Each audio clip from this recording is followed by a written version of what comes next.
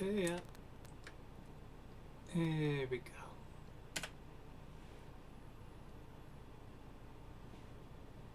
All right.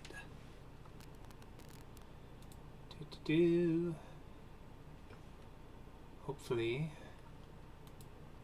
things shall work.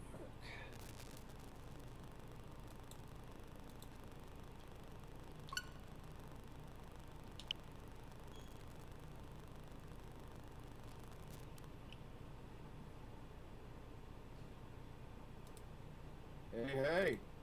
Hello. Just came off a session. How'd it go? Session of what?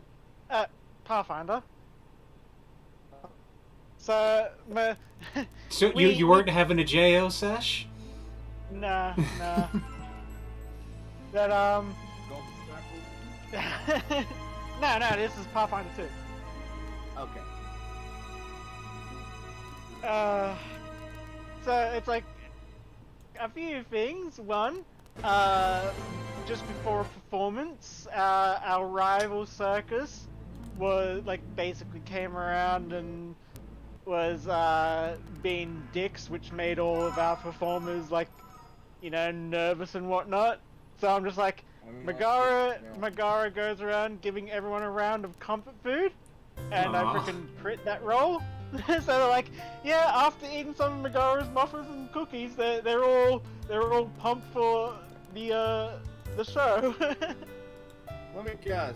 You put Michael Jordan's secret stuff in there, didn't you? Yeah, All you need is sugar. That'll do the job. Sugar and crack cocaine. Buddy, then it's like we had to go explore these ruins, and it was a case of one of our members is he's got an animal companion, a dire wolf, and it's like, oh, we can't get the wolf in there. We're gonna have to have someone, actually lift him and carry him across this thing. So it's like, Megara, you're the strongest one here. Can you carry the wolf? And she's just like, yes, I will absolutely love to carry your puppy. And he's just like, you're not carrying him anymore. He's not a puppy. He's a fully grown dog. And I'm like, but he's still an adorable puppy.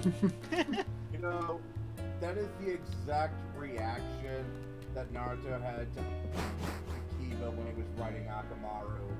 Like, Kiba, why are you feeding your dog? Oh, yeah, he did get big. How about that? And he just noticed that, yeah, the dog that used to ride his head, he's riding. And hello, Trickster Dave Bot. We seem to be doing well at the moment. And yes, all dogs have puppies. Yeah. Except little tiny toy dogs. Those are just evil rats. Yeah. Then I crit Basilisk and cut its head off in one blow. Because again, Megara is just that crazy when it comes to her crit damage.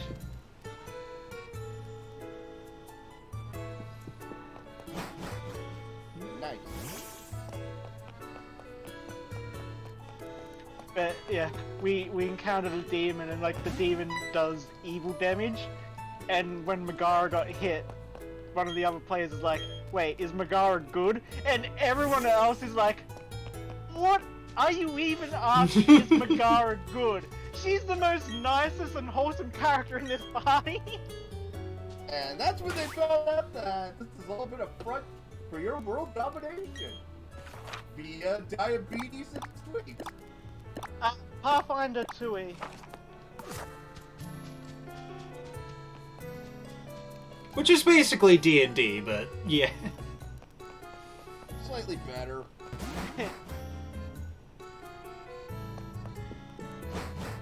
I mean, it's kind of one of those things where it's like talking about the difference between Coke and Pepsi. It's like, yes, you could prefer one over the other, but you're still drinking a cola. Yeah. I mean, How did I freaking miss this guy? Well, maybe it's more like the difference between 7-Up and Mountain Dew. They're both citrusy flavored stuff, but there is a distinct difference. Never played Yeah, Pathfinder.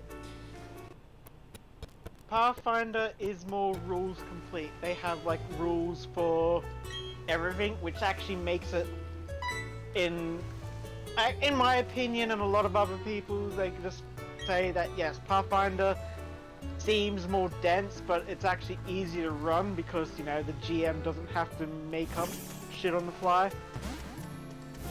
And also, But it still uses the same sort of D20 and the 6 stats, you know, strength, intelligence, yeah, charisma. when it comes to lore, I find Pathfinder's lore a lot more entertaining. Yeah, I'm willing to have a little more fun. That's because Wizards of the Coast stopped caring about lore after 3rd edition. Yeah, and the fact that drinking yesterday's heavy Kool-Aid ain't helping either. At least they brought a Sirach back. I mean, that's a pretty cool villain. But they're not making new stuff as much. They're sort of going back to old books. That makes sense, right? I mean, it's one of those things where the best lawmakers for D&D they didn't like 4th edition, so they went and made Pathfinder. It kind of seems to work with I think I remember hearing the big thing about the sentiment regarding 4E is that it was like the most video gamey in terms of system. Yeah. And it's kind of a thing of prioritizing mechanics over a story, which is, I can respect to a degree that you just want to make sure you have the bones of something to work with first and let players build something if they want. And it's like, Yeah. it does help to at least have like a baseline, here's something you can tinker with or whatever kind of thing. Yeah, still, the amount of customization that's available in Pathfinder 2 is just, it's, to me, the biggest selling point. Pathfinder 1's really good. 2E, they fixed some of the bigger problems with Pathfinder 1, and that's really the beats, beat tax thing, You're a bit quiet, and man. actually making archetypes and prestige classes more viable. Yeah. Those are the two main problems, because, let's be honest, you're never really going to play with a variant class or prestige class in 2E unless you are specifically going for a certain build. What? Or You mean it's 1A? actually for 1E.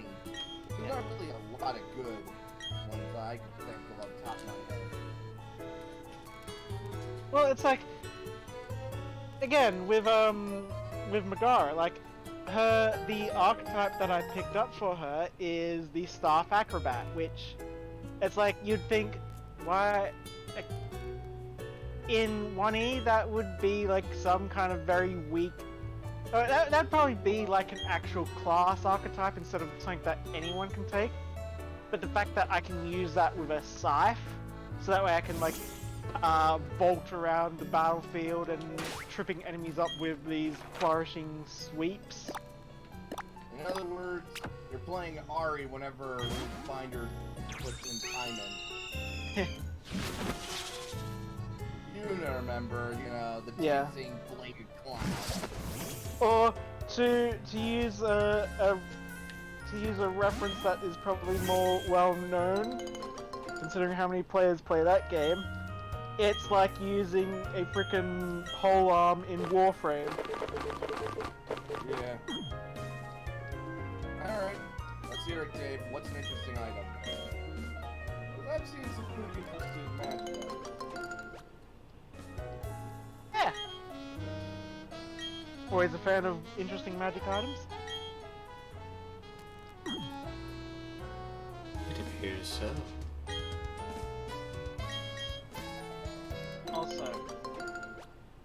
your horse looks small.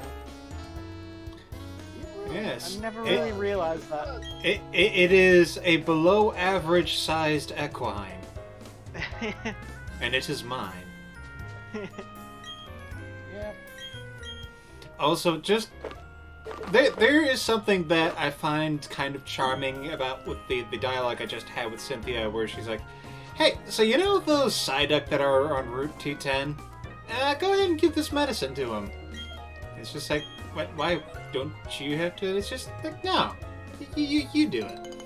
It's so like, okay, like of all the things for me to appreciate about this game, I think it's weird that like I find myself really liking that it's almost like they do the opposite of what Sword and Shield did, where it's like, yeah, we're gonna put you in charge of taking care of something.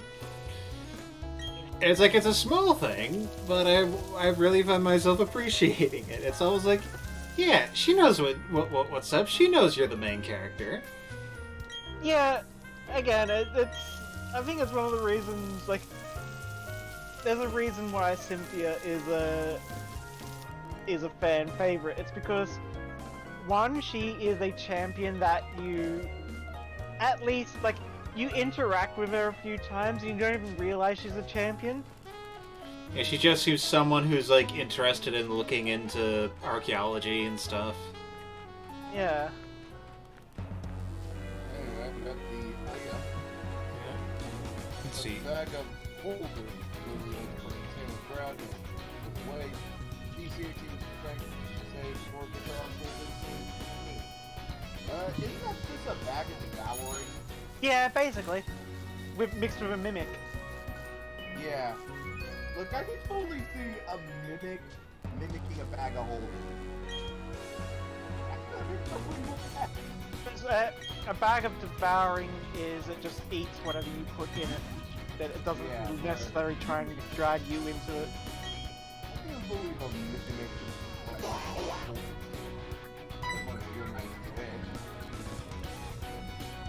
Yeah, like the chest from Discworld. The chest of legs. Yeah, that's luggage. Yeah.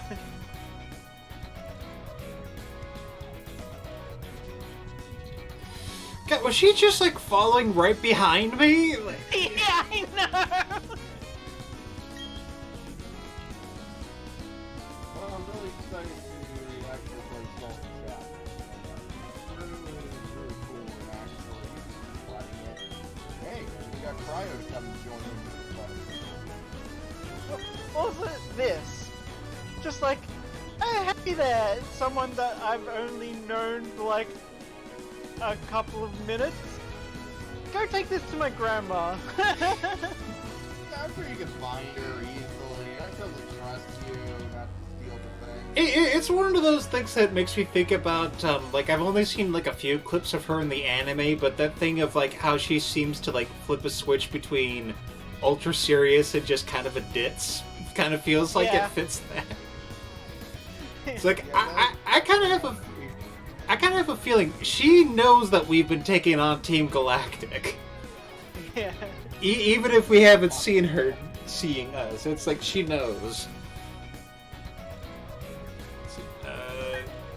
What if I refuse? I know I'm asking a big favor of you, but I really want you to do it. Will you go to Celestic Town for me? And right behind her, you just see her Garchomp just sort of growling and you snorting at the. See, what I really think, like, what she's obviously doing is she's like, yeah, there is something that I want you to see at this town. Obviously. Oh, okay, so she just repeated. Alright, yeah, but thou must. Okay.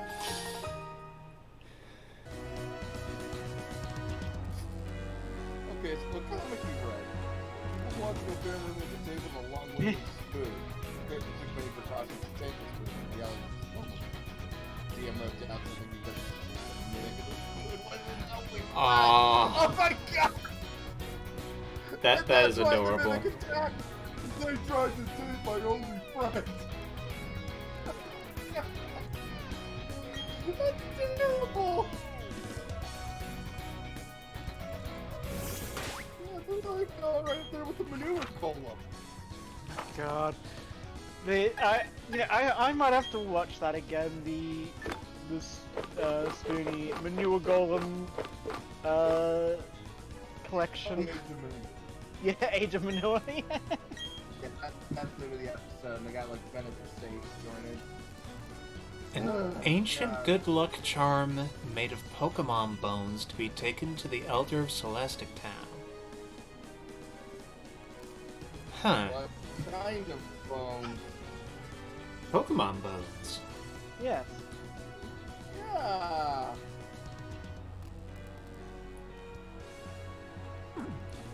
It's one of those things like, I don't think I did not pay attention at all to that sort of thing when I first played the game or whatever. Like, Pokemon bones, that is... I mean, of course, animal bones is a thing that gets made into things, but it's like... That's kind of one of those things that's along the lines of, like, other little tiny bits of lore that they spell out in this generation that's like, oh, yeah, that's a thing. And again, it's this weird sort of thing between the anime and the actual games, where it's like, in the games, they don't hold back on having some dark themes. Like, some of the Pokemon entries, like, there are many videos on YouTube about all the dark and creepy and just messed up Pokedex entries. In the anime, nah, we're gonna be as kid-friendly as possible. Except for the times when we're not. Which I guess I get why, because you kind of have to look a little bit for that stuff in the games, whereas the anime is just something that is passively showed to you, but still. Let's see, they had the Mimic after them for a while. When the Barbarian dropped the spoon, the Mimic just grabbed the spoon and moved away. Aww.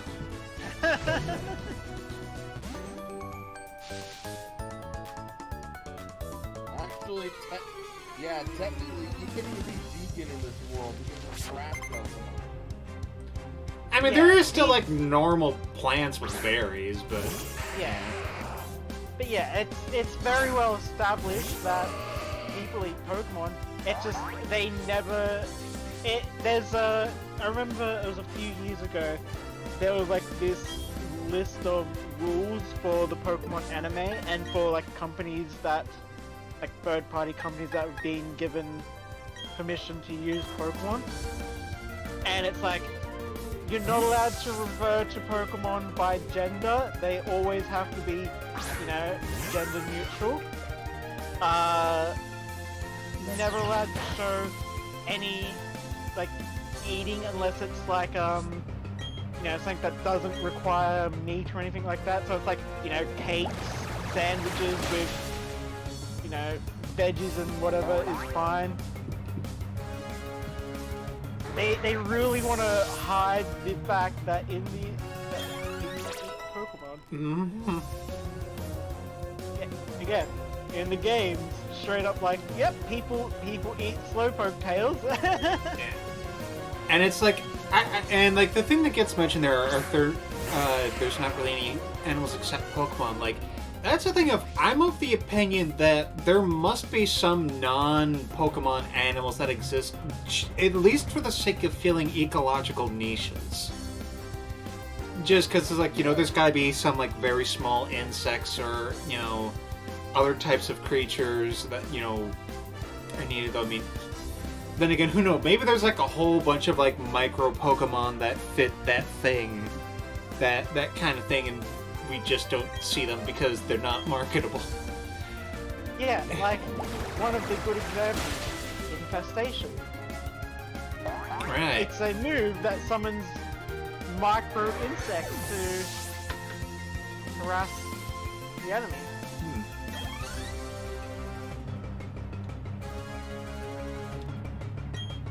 It's kind of one of those things where it's like, because of, like, I know there's stuff how, like, early on in the anime there were mistakes where it's like, oh, they showed some, like, normal fish in the background at one point or another because, they just hadn't really established things, but, like, I would imagine that is a thing, that just, like, there's just some out there we just don't see them. Yeah.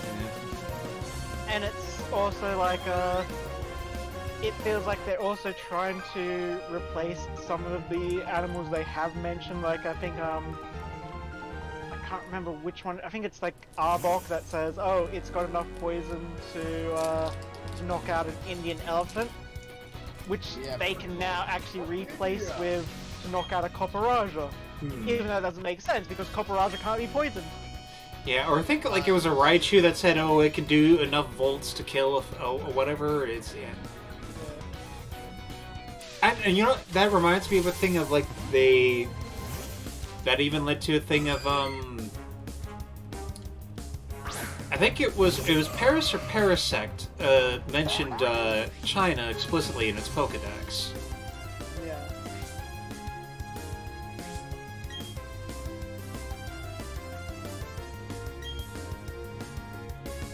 So yeah, there are different like. We probably will get to a point where they can actually just replace any kind of mention of real world stuff. Like once we get a Chinese region, they can just replace that Parasect in. I still think there needs to be a Pokemon reboot, like a soft reboot. You know, do it to readjust some Pokemon stats and maybe fix up some evolution lines, like, you know, actually giving Nidoqueen the ability to breed. Yeah.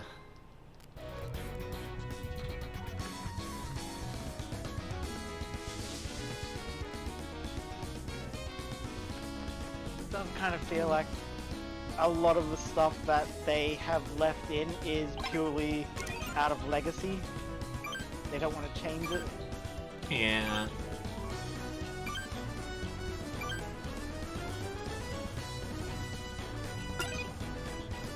Yeah, that theory comes from this game, or this generation. Yeah, because there's the whole thing about, you know, I mentioned, oh, you know, they were once one and the same, and it's like that thing in the Canalive library. Yeah, and of course the Alakazam one, as you just said. The Kadabra, right, yes. Yeah. Weird. It wasn't like Abra in the first one. Or Alexander, the last one. It feels kind of weird to be in the middle. I don't know why. I mean, I think that also comes into the fact that it's like, you gotta think of it that a lot of Pokedex entries are probably made without the idea of evolutions. So it's like, you know, the first person to see a Kadabra would treat that as a completely different creature than they see an Abra, and it might be a different researcher that sees the Abra, so they're like, oh, this is a different Pokemon, and then it's later on, once the world started to, you know, get smaller from communication and whatnot, people be like, oh, these are a clear line. Yeah, because, like, it is a case of how it's like we've had periods of history. It's like, even today, we're still realizing, oh, this and this kind of creature are related. And, like, we know that because of genetic sequencing and blah, blah, blah. And, oh, we thought this was more related to this, but it turns out, if you look at such and such blah, blah, blah, these are actually closer. We are continuously discovering new things and realizing what's true. Like the fact that horseshoe crabs aren't related to crabs. Yes. What other thing related? Arachnids.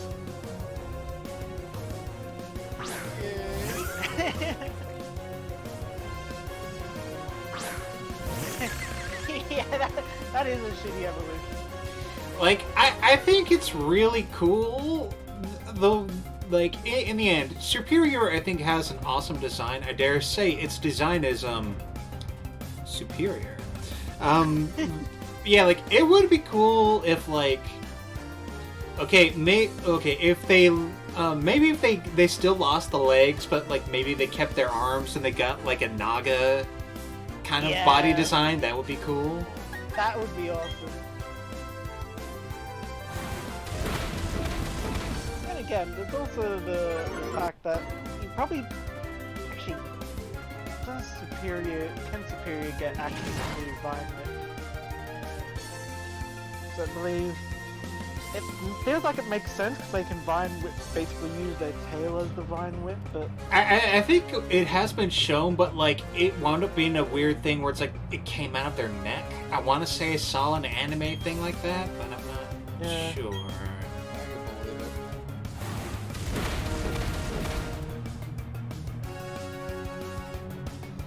Yeah, that's a good toy. Like, would a Pokemon fit on there?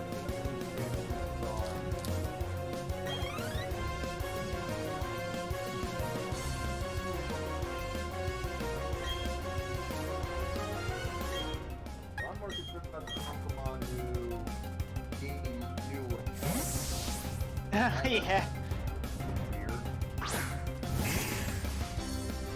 Yeah, man, you gotta imagine the Doduo that's gone its life being like, okay, I've had a hard time getting used to it, but I've grown to love my brother, and we are never going to ever be separated. Nothing will come between us.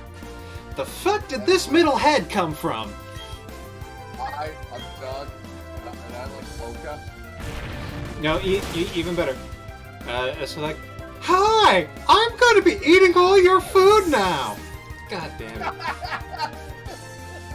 I hope you guys like campfire songs. Oh God, no. Oh, no, I'm just... Remember that one, like, Doduo evolution?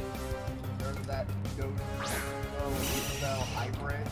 Like, sweet mother.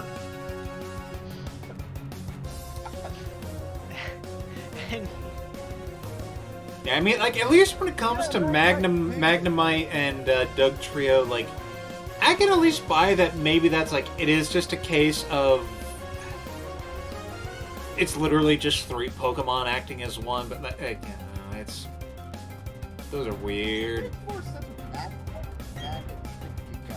I think with Magnemite, the idea you can sort of see there is that because they are kind of meant to be this sort of, they're not quite artificial, but they are like a computer Pokemon essentially, that they do kind of form one mind.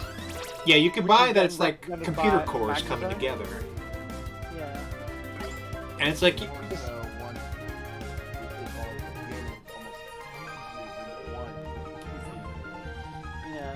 It's kind of a thing of, like, and you can especially tell that they could potentially work in that way, because we have seen stuff like,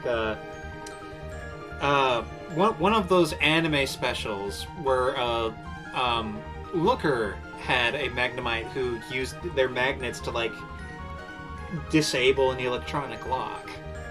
Yeah. Yeah, that was like in that. Yeah, you're right. Yeah, they're like it was like a police raid. And they used like Magnemite to electronic lock so they couldn't breach. Yeah. Yeah, that was a Pokemon Generation. Yeah, something like that. Because, yeah, like, that was the thing, like, it was basically the specials they were showing to, basically coincide with X and Y, right? I think? Yeah, I think it came out sort of on the tail end of X and Y. I don't even remember. I swear it was a big deal when Pokemon Origins came out. I wish they would do like an Origins like Gold and Silver. Oh, I think that's the one I was thinking about, Origins. Origins was red and blue, and basically just followed the Red's journey. Right, yeah.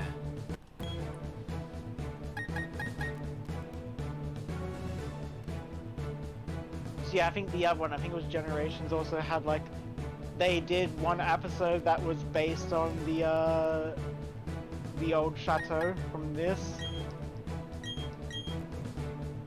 I think there was another episode that was, yeah, it was, I remember it because they did the JoJo to be continued meme where it was what's his face from Team Aqua about to show down with Kyogre, and then the episode ends as they're about to battle. So of course someone puts a frickin' to be continued song over it.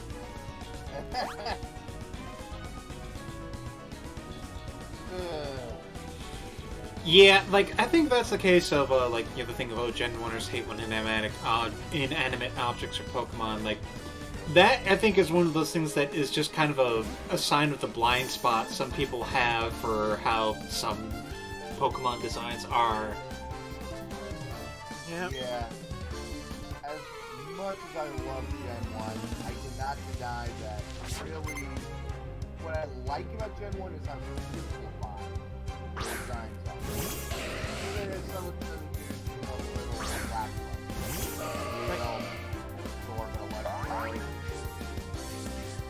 Ah yes, Voltorb, a ball with eyes.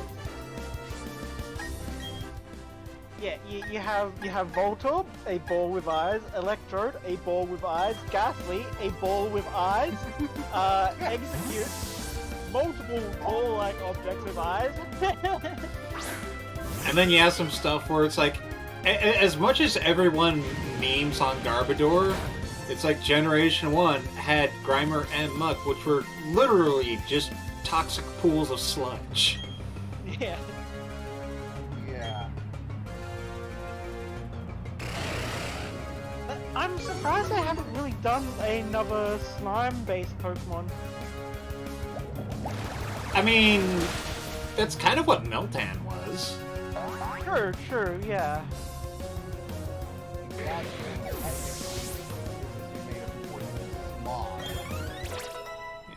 And also, yeah, Gen 1 are just kind of animals that got an element of play. Yeah, when you think about it, there were plenty of like that. Like, there was Seal, who was literally a seal. And Dugong, which is literally a Dugong. You got frickin' Horror Seed, which is a seahorse. Ponyta, who's a pony that's on fire. I would at least a little more original. Yeah. But, It- yeah. I love Gen 1's design.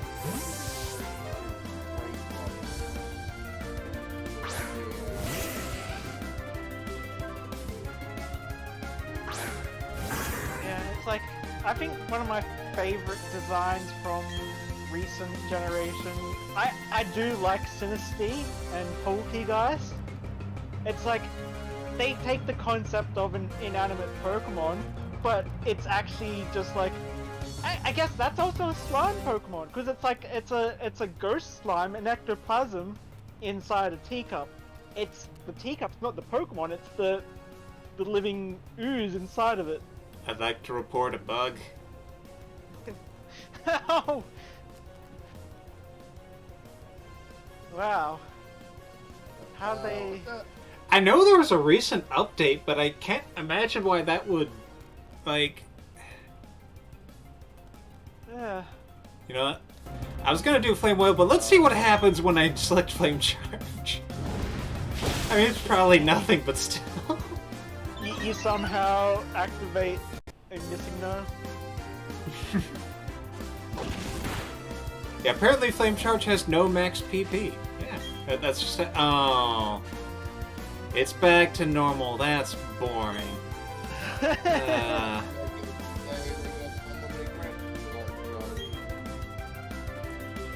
It must have been just something where, like, the display forgot to put the number in or whatever.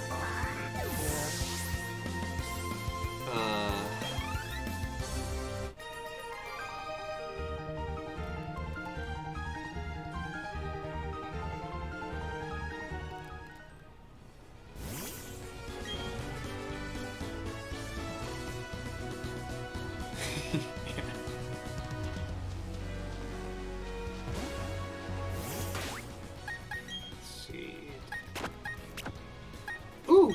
Niblet picked up a Pokeball. Or Pokédoll. Just stole something from a little girl. I mean, we did just fight a female ace trainer, so... or doll? I have found something that is as fluffy as my tail, and I want it.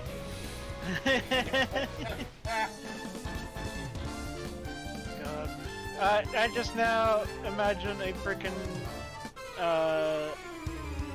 Pachirisu just using pickup and just picking up its tail between its leg and just cuddling into it. Oh. That's Skitty freaking Yeah, Skitties always chase their tail, yeah. I remember May's Skitty would just try it, like, would always try and bat anything that was dangling. So I think if I recall, there's like an episode or two where it's like Jesse was trying to do the Team Rocket intro, and then the Skitty would just start jumping up, batting at her hair. With hair like that, I want to bat it too for some reason.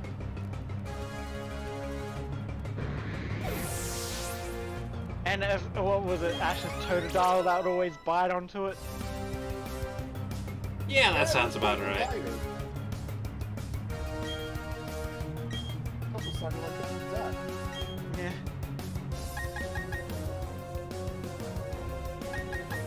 My brother, when we, well, my stepbrother, when we were younger, he always used to do the frickin' Totodile voice from the anime, and he did it really well, but it got really annoying. Ah.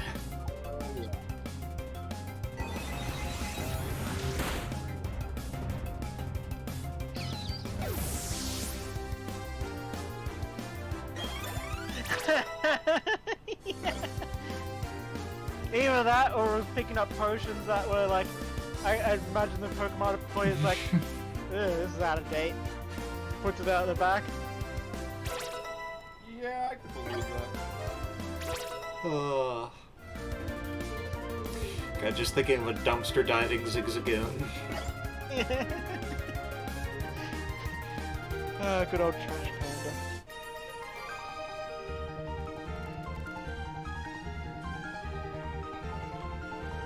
I would actually love another raccoon-based Pokemon that is more raccoon-based. Like, I'd say something like a, maybe, like, you could do it as like a, I guess a dark normal type.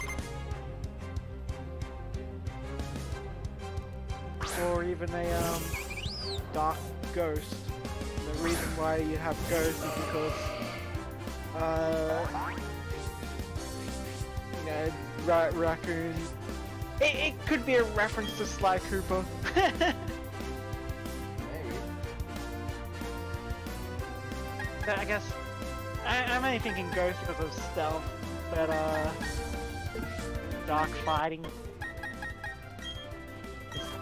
Raccoons do have grabby hands. Bidoof is a mouse Pokemon instead of a beaver. I mean, it is like, aren't beavers technically rodents? Yes, they are. Yeah. I figure it fits in that sense. Because I believe the definition of a rodent is usually done based on the fact that their teeth are constantly growing, or at least their front teeth are constantly growing, so they need to gnaw them down.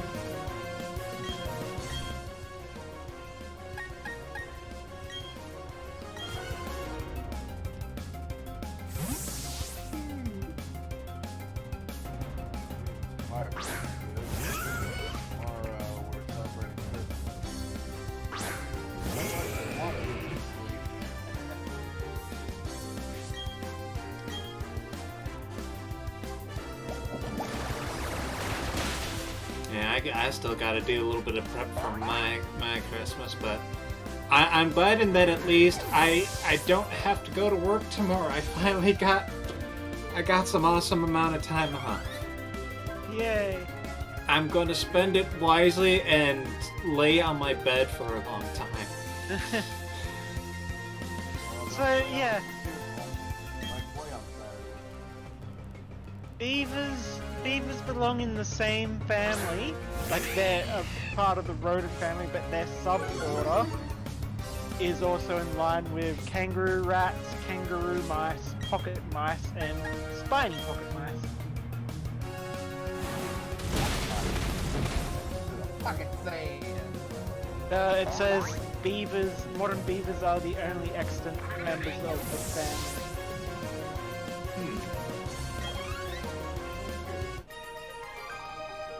Kangaroo rats. Damn, this is so cute.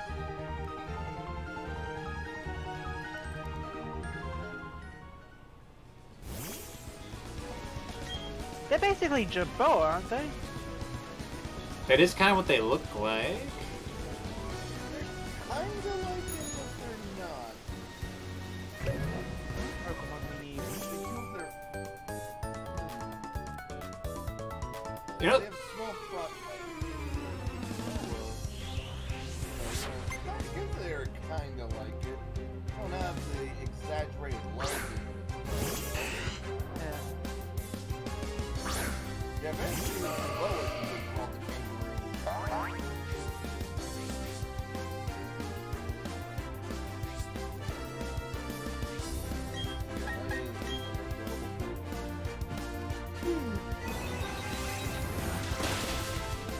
baby's pacifier, when sucked on in the mouth, all creatures within 20 feet make a DC 17 wisdom save or fall to the ground crying uncontrollably. Wow. Where are you finding these? He's making them. Oh.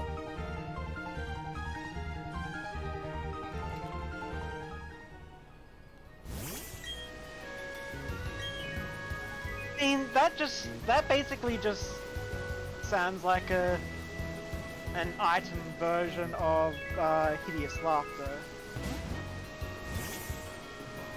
Oh, so just wow. Yeah, the fact that you're just pushing your Zosma along. This is training with Zosma. Zosma's trying to train up our legs. Push Zosma across log! If you say so, Zosma.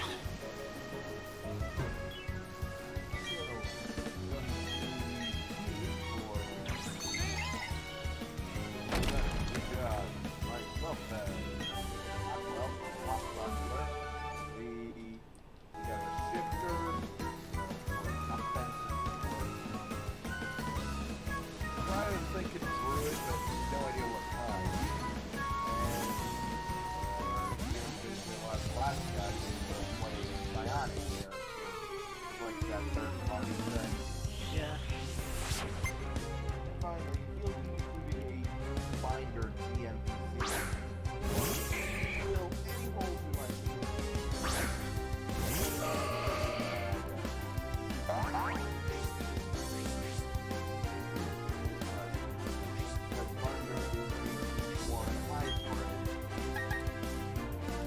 I hope the campaign ends with us summoning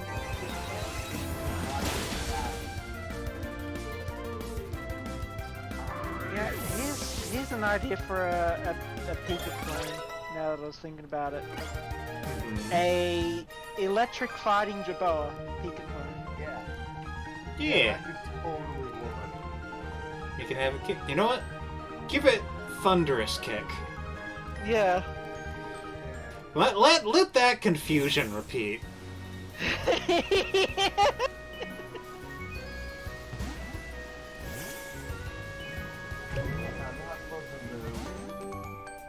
I could even imagine the Pokedex already. Like, it generates electricity by springing up and down on its legs. Mm-hmm.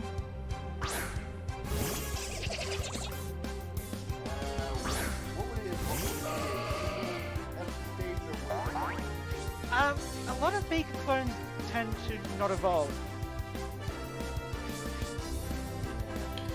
Yeah, because I'm trying to think. I mean, obviously Pikachu evolves into Raichu, but Giplocymanum don't evolve, Pachirisu doesn't evolve, Molgo doesn't evolve. Togedemaru doesn't evolve. Morpeko doesn't evolve. Yeah. Oh, and Dedenne. Almost forgot about Dedenne. Yep, Dedenne. Hey, we got fairy type in this generation, Pika clone. Yeah. I always forget, like, okay, what makes Dedenne odd? Oh, right, Dedenne was the one that's a fairy type for some reason. Yeah, and Oh my God.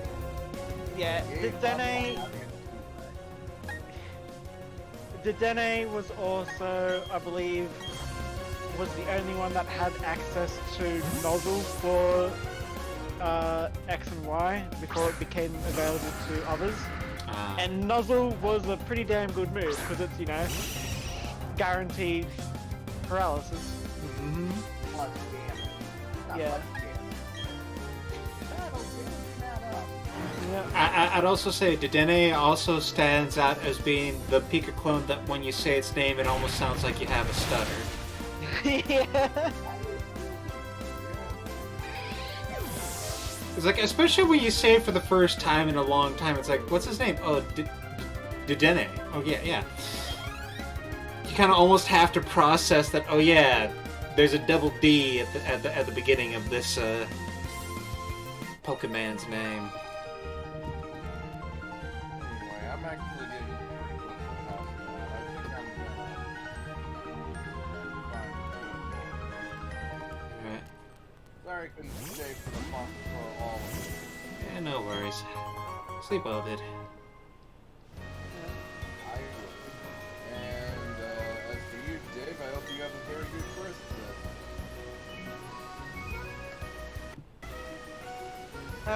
Man, seeing DCs like DC 17, DC 20, those DCs are laughable by Pathfinder standards. It's like, yeah, you can make them at level 1. I mean, you can make anything at level 1 just because of a D20 being 1 to 20, but... Well, not with the degrees of success in Pathfinder 2. What? The degrees of success. Remember, it's like if you fail something by 10 points, or if you get a 1, it automatically downgrades into a critical fail. Right.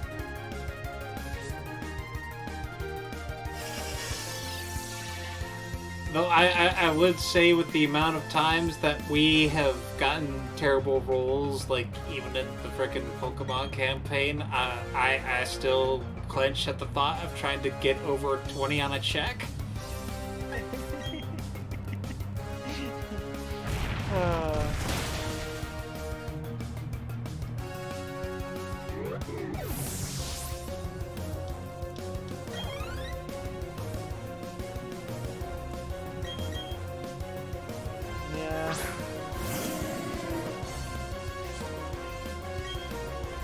Yeah. You say that, and yet you've you tend to crit fairly often. Like, I know there's times when I haven't. But it's almost as if whenever the universe decides that, hey, if a crit right here would be really inconvenient to the GM. I mean, again, I think that's a thing of you notice it when it impacts you the most. But... yeah, like I get what should be. It's like it's almost like it is kind of, it does feel like the dice are like that sometimes, where it's like, it really derailed the campaign if I roll this way right now. Yeah. There we go.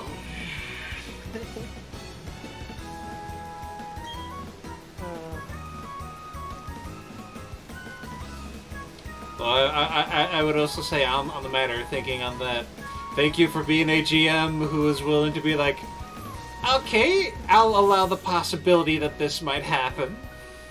Yeah.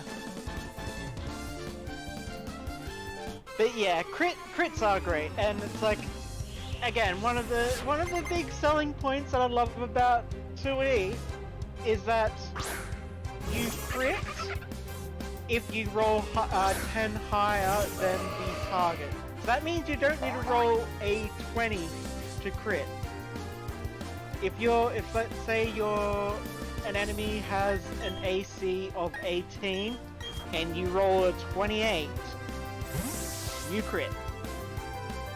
I do think that is cool. Yeah.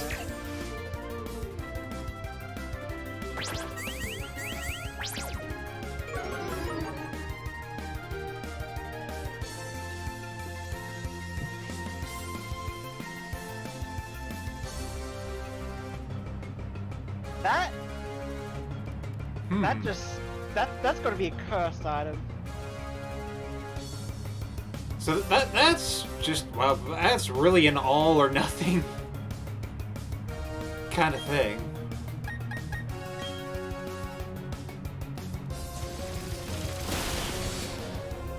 Yeah, that would be a cursed item.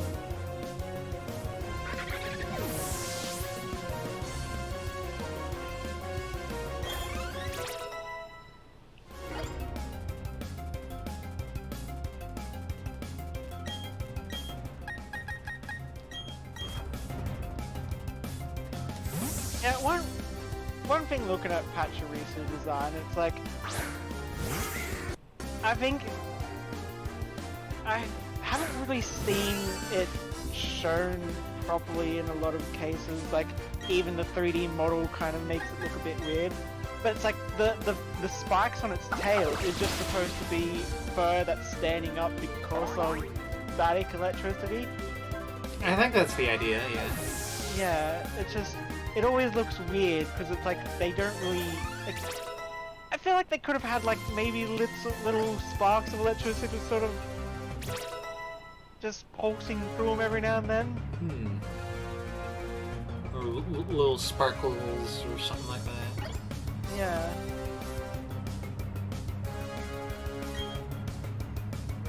If I recall, I think it was the Wii Pokemon Battle Coliseum or what it was called.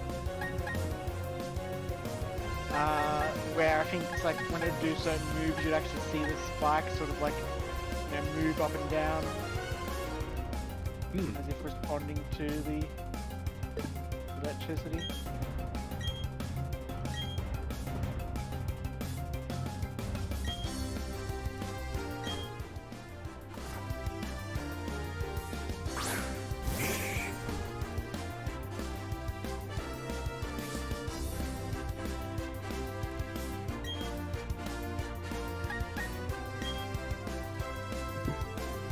So like the ultimate shield.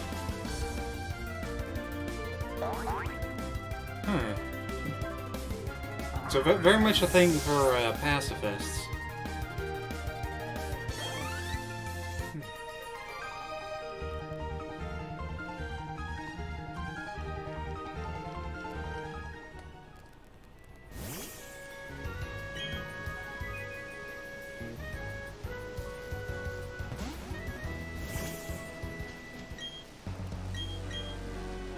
I've been thinking of some ideas for some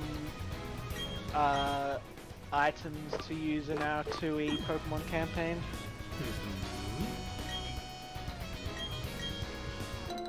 I mean, I'll just say now, one of these items is kind of influenced by the fact that I've been playing Age of Calamity. Yes. So I'll leave it at that and let that surprise you. Also, goddamn, Age of Calamity is a really good story. Like, it does a lot with the fact that it's like, oh yeah, the ending of this story is known because of Breath of the Wild. But hey, let's actually like let's make the champions give them more character. Let's make Rivali even more of an asshole. Right, his name's Rivali. I always just fucking think of him as Falco.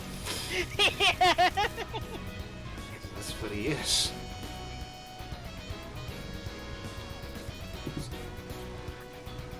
She was given to the cleric, which caused all their heals to miss. Wow.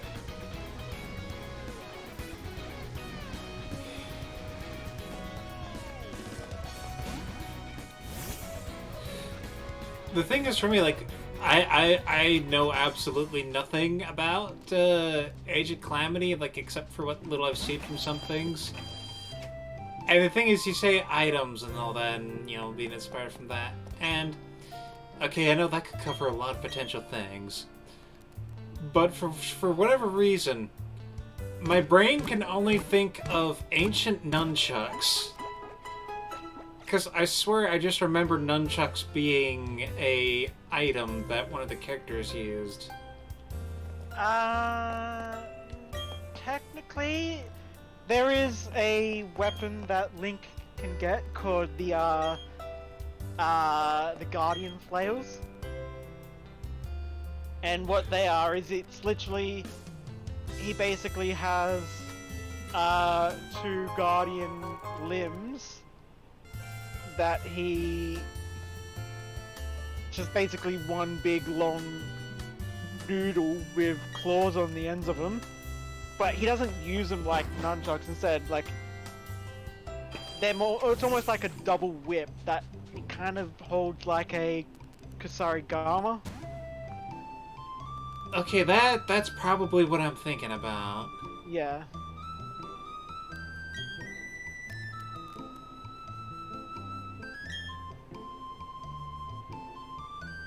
Oh my god, he says he'll blow the town up with a bomb. Oh my god.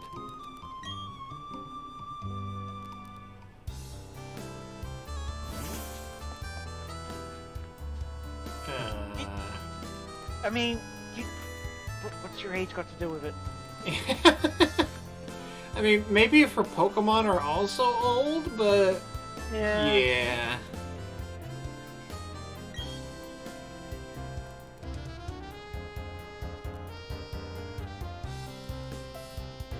If you mess with me, so what's it gonna be? Are you gonna mess with me? Yeah, I'm not even gonna entertain the no. That's some straight up... I'm gonna backhand you for being such a prick, kind of a thing. It's like, dude, like, you're in this town too, right? You're gonna blow yourself up? I mean, again, they're basically a cult, so I would... Yeah, not be entirely surprised.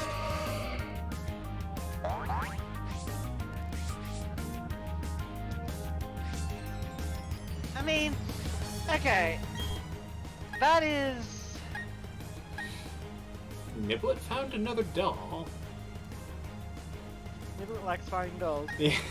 I would say that the problem with that item, as you described, is that it ignores the rules, because stuff like heal does not need an attack roll to hit.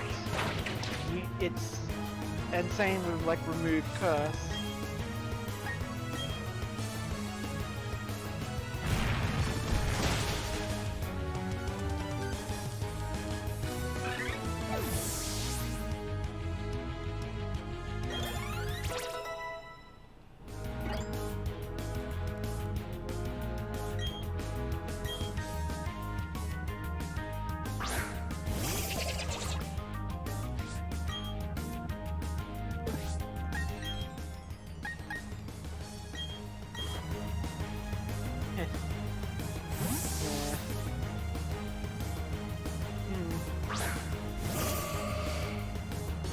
You know, it's okay.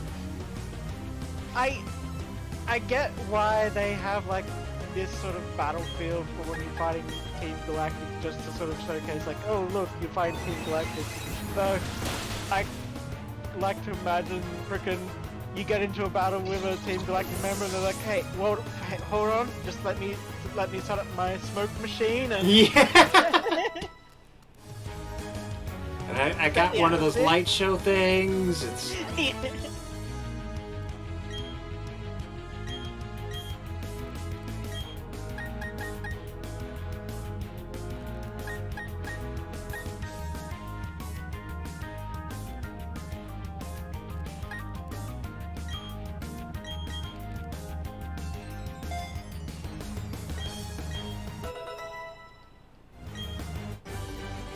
Is Super Fang the one that always deals a set amount, or is that the one that? I could double check the reading, but I believe it's that it cuts the opponent's HP in half, basically. Right. Yeah, I think it's Hyper Fang that always does a set amount.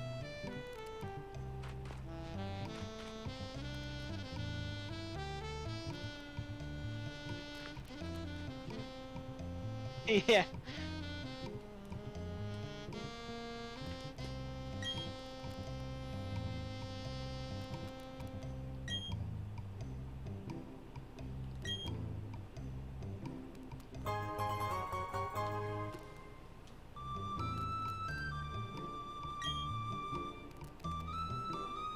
It was made in honor of a mythical deity said to have created Sinnoh. Huh.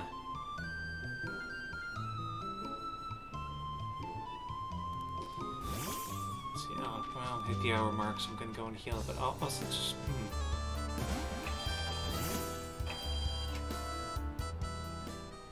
It feels like there's something morbid about, yeah, you worship Arceus with Pokemon bones fashioned into Is Nagatama the name of that shape? Yeah. Or was it Magatama? Yeah. Yeah. Magatama.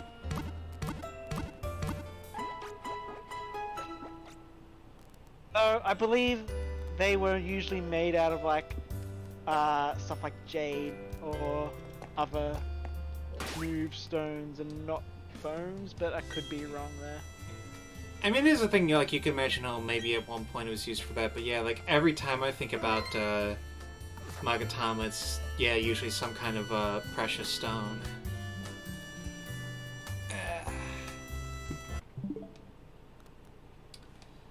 Alrighty then. Yeah.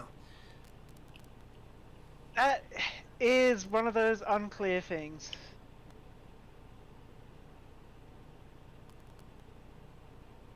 I imagine it's the kind of thing where, like, it depends on the exact situation. Because not all ghost-type Pokemon are ghosts.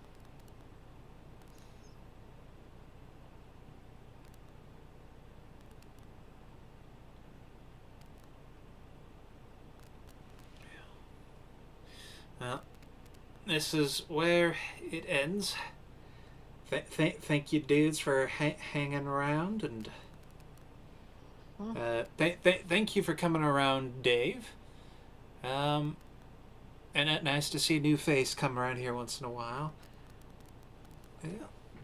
I will wish you a good day, and maybe see you around another time. Indeed. Bye. Bye.